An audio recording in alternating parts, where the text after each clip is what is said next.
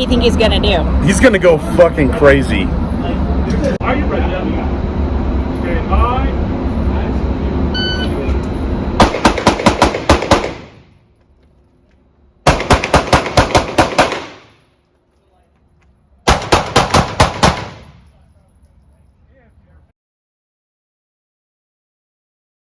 Today we got something different to review.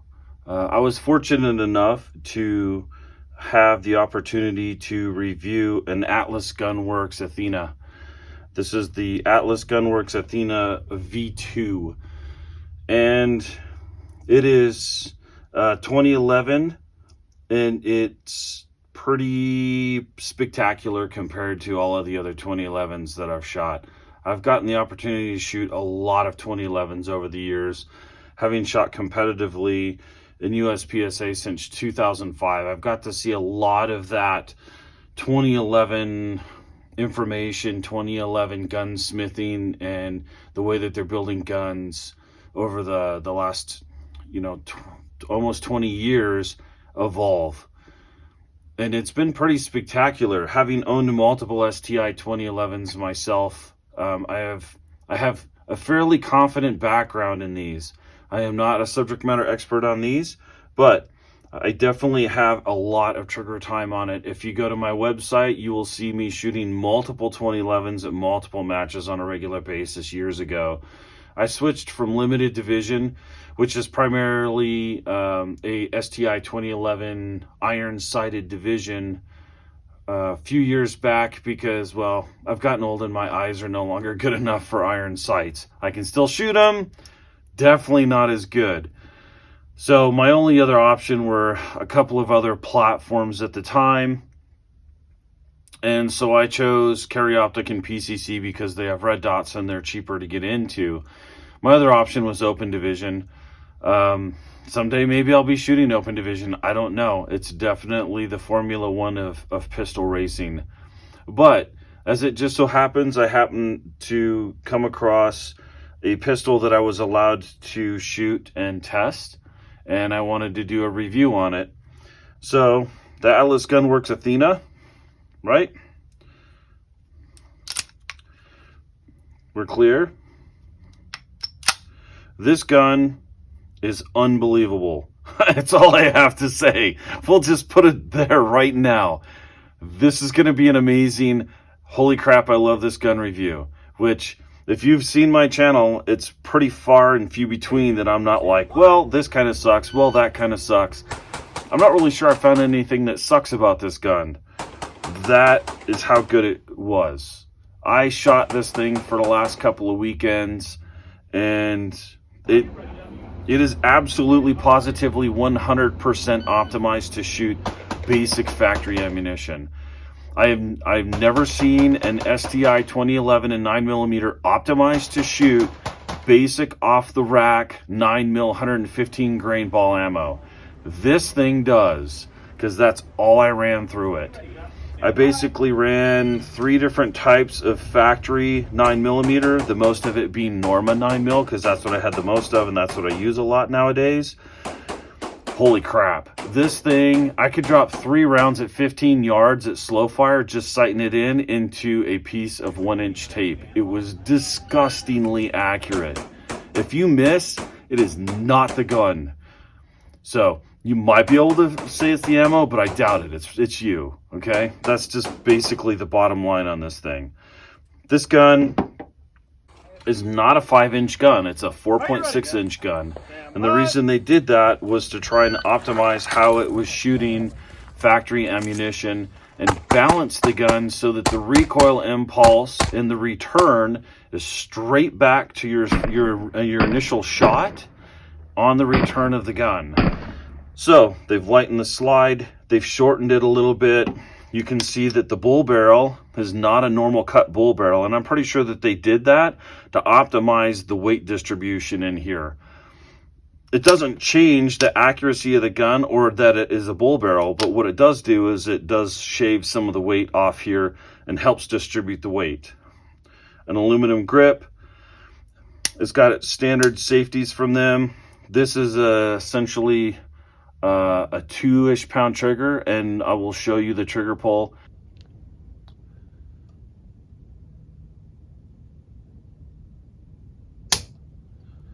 £1 pound, 14 ounces.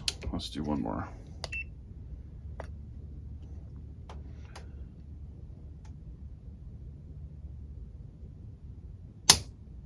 £1 pound, 14 ounces. It's, I don't even know where to go with this. It is such an amazing plug and play firearm for a 2011. I'm just not used to that. Most of your 2011s, unless are custom built. All of your 2011s are custom built, okay?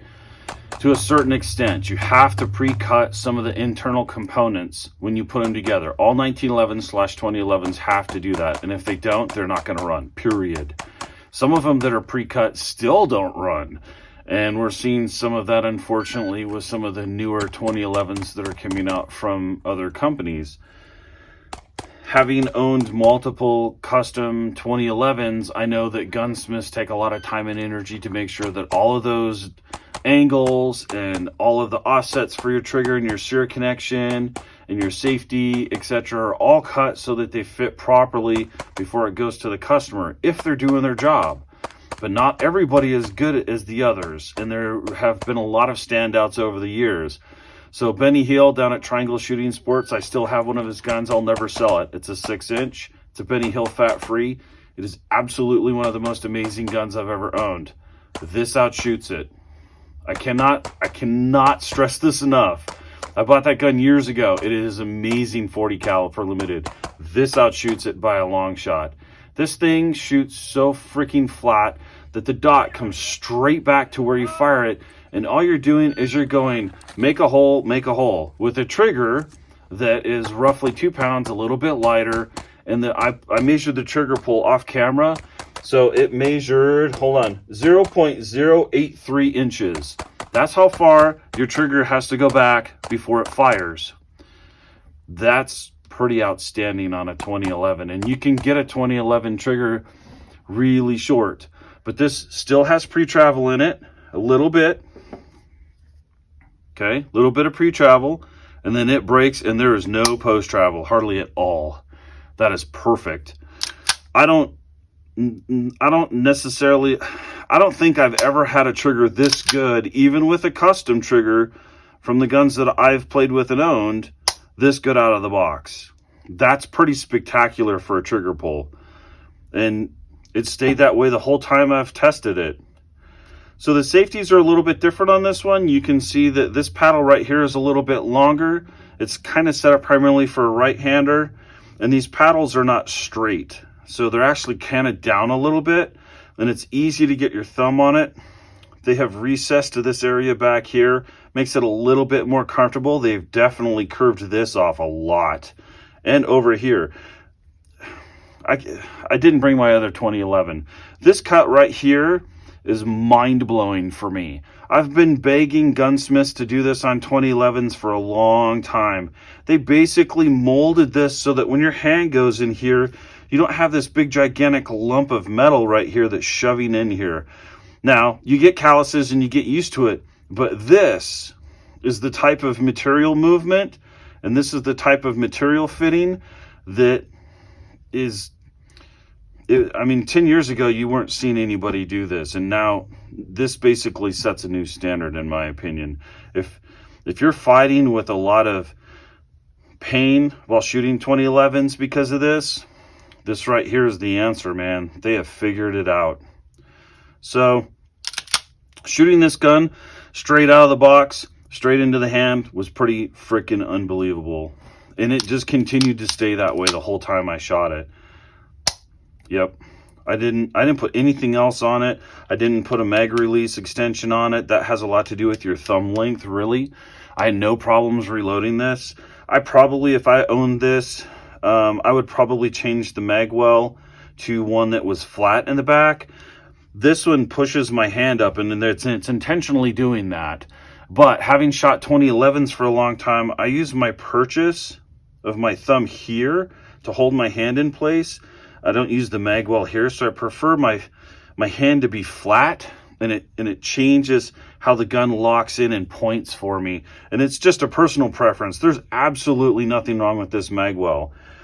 If a moron like me can hit this thing out of a tactical rig, which you're probably looking at video right now of me shooting it, and I'm hitting the reloads with this thing, no problem. So the magwell's not a problem. That is a personal preference thing.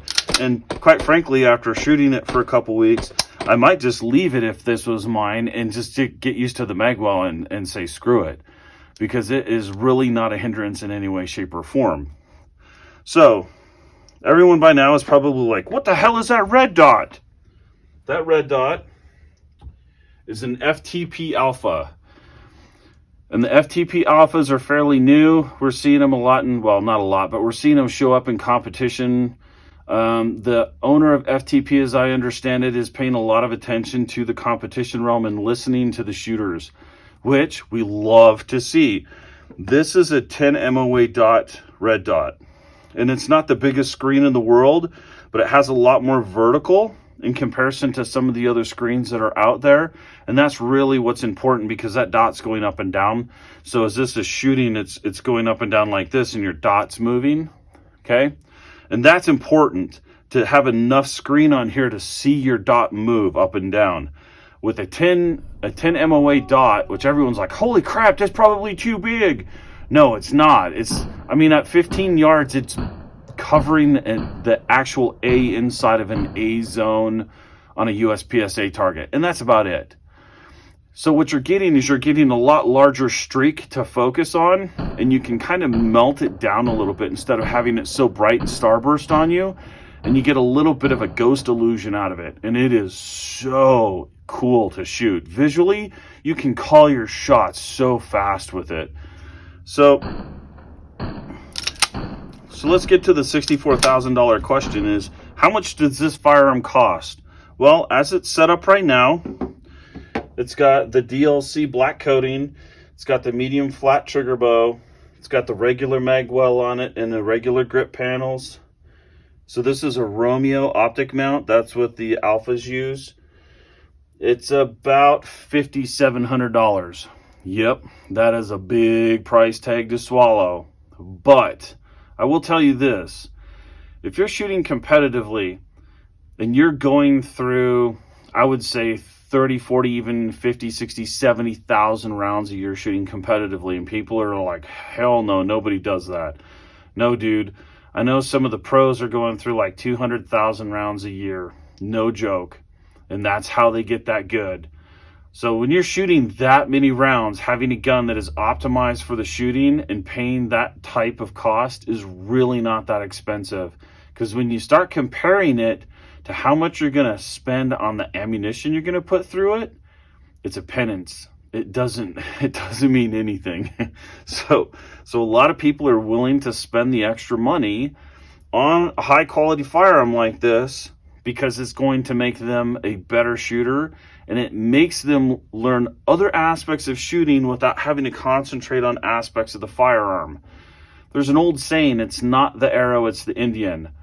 That is not completely true. There are limitations to equipment.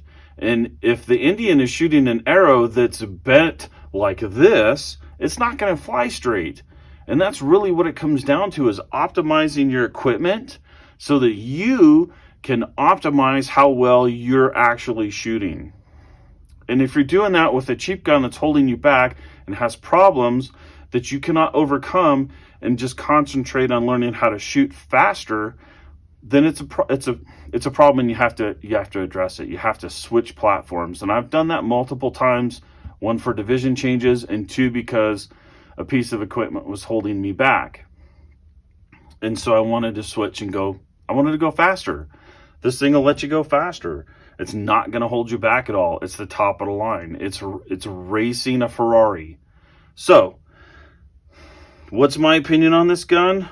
Oh, holy shit, dude. If you're shooting competitively and you want to buy a gun, especially for like the 2-gun and 3-gun events, there's no limitations on the platform. It's either an iron sight or it's an optic gun. If you're shooting open division in like 2-gun or 3-gun matches, dude, game over. This is it. This is the top of the stack. Everything else falls below it. Period. I was shooting this in USPSA in open division, and I was running it as fast as a lot of the guys were running their open division, and girls were running their open division guns with major power factor ammunition and comps, and it's literally that easy to shoot. So if you have the means and you're getting into competition shooting, absolutely swallow the price. Think about it long and hard. If you're dedicating yourself and you want to do something that's going to put you in long term and get you better shooting, this is it right here. Don't buy the $500 gun and expect it to run like this. It's never going to do that. Not even a $2,000 gun is going to run like this. Flat out, I've shot them. And dude, this thing is mind-blowing. Seriously, I've shot hundreds and hundreds of pistols. This thing blew my mind.